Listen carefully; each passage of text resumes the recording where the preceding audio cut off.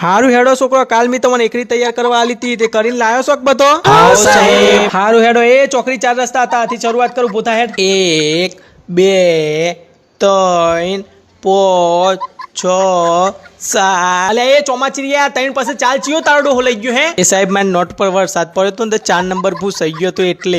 ના દિયોર અલે છોકરોને સમજાવો ને કે હું અને ભૂસી નાખી હમણાં મારા દિયોર કાલ 50 વખત એકરી લખીને આવજો નકમ મારા હા ચોમાચીરિયાના વંશજ બેજા. બીજું કોણ છે લેવાના જેવું હે લે?